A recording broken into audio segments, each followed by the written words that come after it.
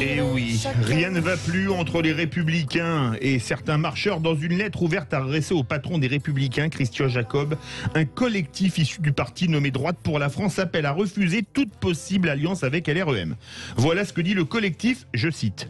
À la suite de certaines personnalités de notre famille politique des Républicains, tels que Éric Ciotti, Bruno Retailleau, David Lisnard, Julien Aubert, Nadine Morano ou François-Xavier Bellamy, nous réaffirmons avec force que nos valeurs de droite, valeurs pour lesquelles nous sommes engagés en politique, ne sont pas solubles dans le macronisme. Elles en sont même l'exact opposé. Pour l'instant, plus de 5000 militants cadres et élus LR ont déjà signé la pétition. Désaccord sur les alliances au régional, vers la fin des LR où les Républicains vont-ils imploser? Vous êtes 87% à dire oui sur Twitter. Avec nous, Thomas Zlowotzki, conseiller national LR et porte-parole du collectif Droite pour la France. Thomas Zlowotzki, bonjour. Bonjour. Bienvenue sur Sud Radio. Tout d'abord, quand on lit votre lettre et quand on voit la liste d'alliances, notamment en PACA, on se pose la question, mécaniquement, ataviquement, les LR sont-ils au bord de l'implosion ? Oui, les LR sont au bord de l'implosion, et à cause de deux choses, à cause des premières alliances et à cause de l'absence de réaction de Christian Jacob et des cadres qui n'ont pas su couper l'incendie avant qu'il s'étende à l'ensemble du pays. Philippe Bilger. Comment vous dire, je trouve que la question évidemment pertinente posée par Sud Radio est imprégnée assez souvent d'une tonalité pessimiste quand il s'agit des Républicains. Moi je considère et j'approuve totalement votre initiative.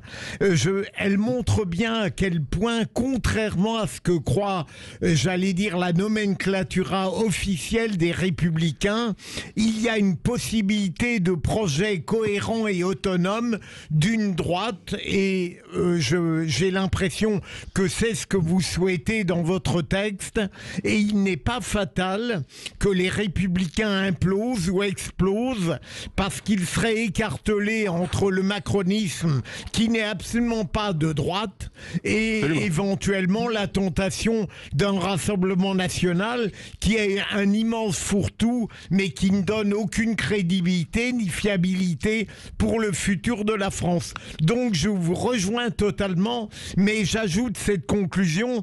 Pour moi, votre initiative, ça n'est pas participer à l'explosion des Républicains, c'est au contraire leur permettre de demeurer debout et dans une identité qui leur est propre. Thomas Zlowotzki. Écoutez, je crois que c'est la première fois qu'on se parle, hein, monsieur Bilger, mais vous ne pourriez pas... Il va signer là au rythme où ça va. Mais c'est exactement ça.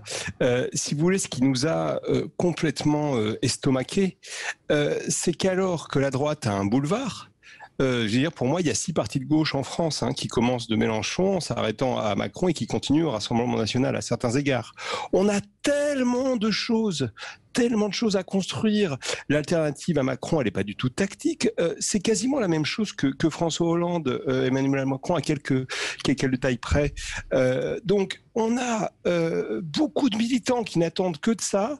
Et on vient mettre, pour tenter, et d'ailleurs ça marchera même pas, pour garder un poste, un canton, une région, de flinguer la possibilité de l'alternance. Donc c'est ça qui nous ulcère, si vous voulez. Et à un moment, on a dit, nous, c'est pas notre droite, on est LR et on veut pas être associé à cette tambouille. Absolument. Et donc, effectivement, il faut reconstruire un projet, mais pas seulement parce que les Républicains travaillent à un projet. Avant tout, notre conviction, c'est qu'il faut retrouver une crédibilité. C'est-à-dire que la droite, si vous voulez, Sarkozy a promu le Karcher et on a eu Kouchner. Donc si c'est pour faire l'ouverture avant même la fin du premier tour, comment vous voulez que les gens nous suivent ? On part au 0826 300 300. Bonsoir Emmanuel. Oui, bonsoir. Vous pensez quoi ? Vous pensez que les LR vont imploser ? Alors moi, les LR, ils sont un peu pensés... c'est pas une analyse avec...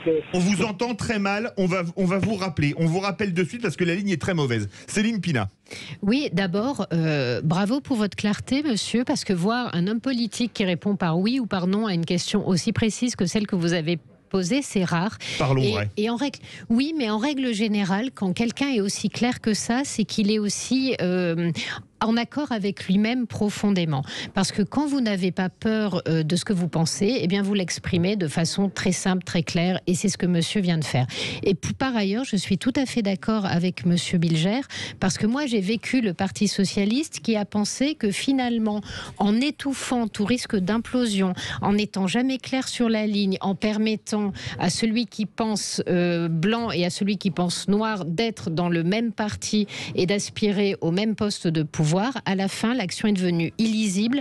Le parti a fini à 6% la dernière présidentielle. Exactement, et c'était amplement mérité. Donc je trouve que là, ce dont nous parle monsieur, c'est d'une renaissance. La droite, c'est pas mon bord politique, mais je pense qu'aujourd'hui, on est dans une vraie crise démocratique. On ne résoudra la crise démocratique qu'avec une vraie droite, une vraie gauche, qui ont aussi à redéfinir leurs bases et leurs fondamentaux. Thomas Zlowotsky, vous avez entendu Céline Pina, ancienne du Parti socialiste. Je schématise ce qu'elle a dit. L'avenir pour LR, c'est d'imploser et donc de mourir d'une manière, ou de faire comme le PS, rester quand même ensemble et finir à 6% et quelque part mourir aussi? Alors, moi j'ai une autre réponse. Moi j'ai envie de dire, écoutez, LR c'est un parti de droite, hein, ça c'est pas moi qui l'invente.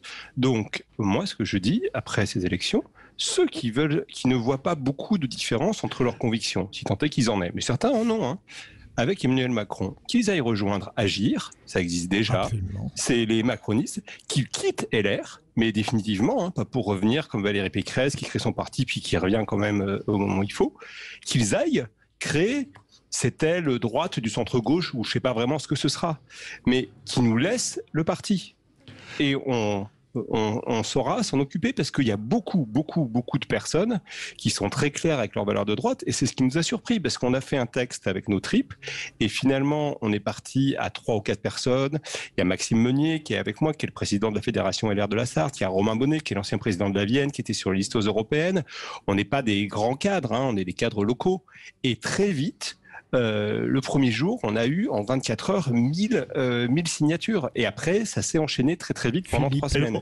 Donc je pense que nous, on représente le parti et que c'est les autres qui doivent partir. Alors évidemment, ça se passera peut-être pas comme ça, mais la provoque, si vous voulez, c'est dire, écoutez, partez, et nous, on garde la droite, et on saura dire aux adhérents que maintenant, LR, c'est vraiment à droite. Vous gardez la vieille maison. Il y avait de la friture avec Emmanuel, comme il y en a au LR, mais on a retrouvé Emmanuel. Bonsoir Emmanuel. Oui, bonsoir. Vous m'entendez bien maintenant? Là, c'est parfait. Oui. Bon, moi, merci d'abord de me permettre de m'exprimer. Ce que je voudrais dire, c'est premièrement, quand on voit qu'à l'époque où le LR ou l'UMP, qui était un vaste fourre-tout, était au pouvoir, en fait, comme le disait l'un des intervenants tout à l'heure, on a eu droit à une politique de gauche sur des sujets qui sont absolument importants pour les Français depuis très longtemps, qu'il s'agisse de l'immigration ou de la sécurité.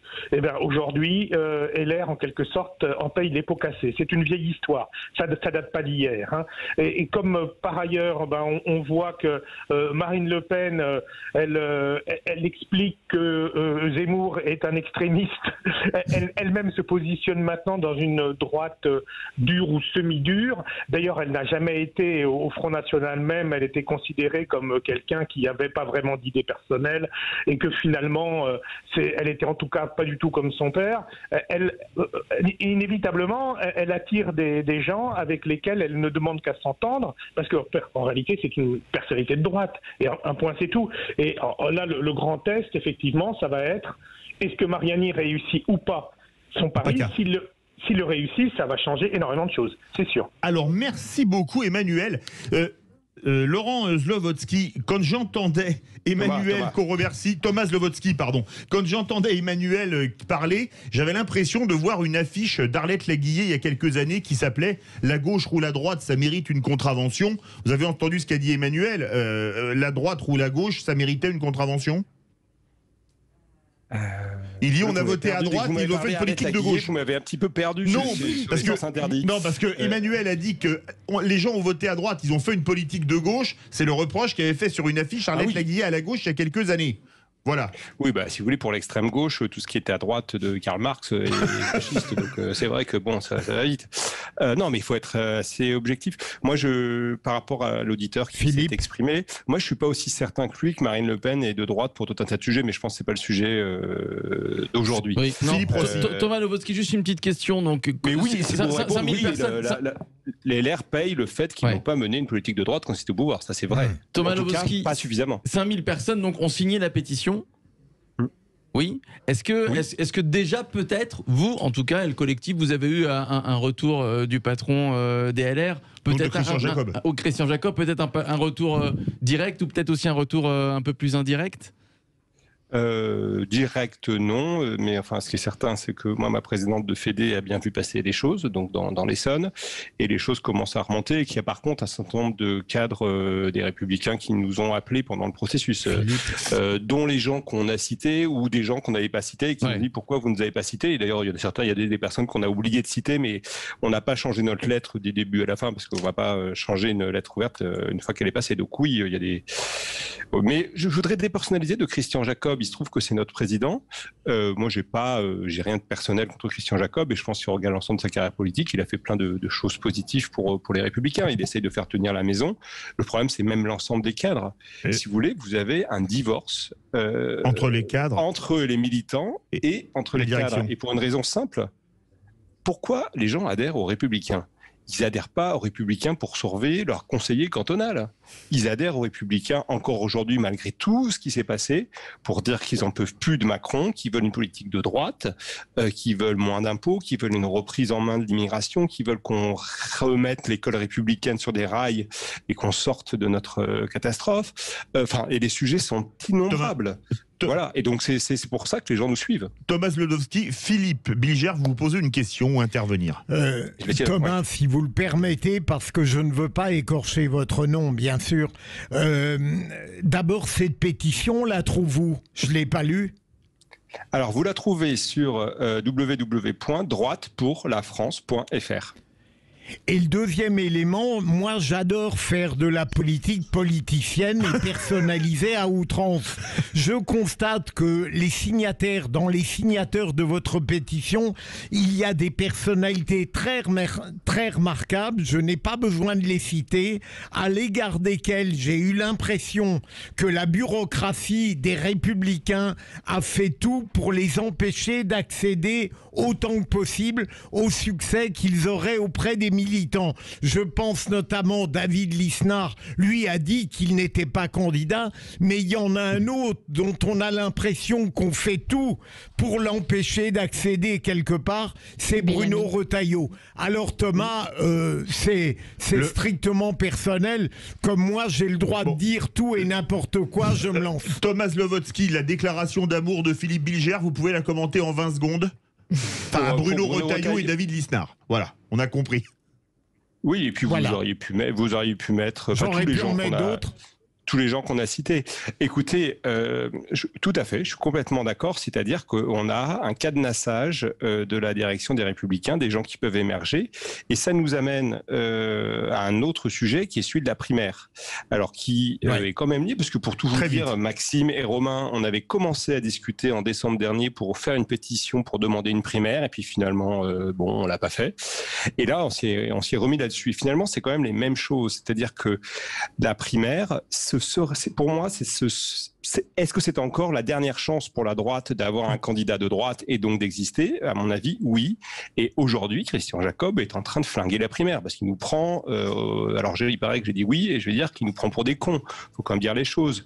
On va faire des sondage pipeau pour arriver au mois d'octobre en disant on n'a plus le temps, mes pauvres amis, c'est trop tard. Non mais attendez, on sait très bien comment faire une primaire, c'est maintenant qu'il faut la lancer, que les gens portent leur candidature, que le débat se déroule en septembre, voilà. Et donc si vous voulez, j'ai répondu, voilà, c'est que il les empêche aussi de participer à une primaire, ce qui est dommage pour eux et pour le débat sur la ligne de la droite. Excusez-moi, j'ai été trop court, trop long.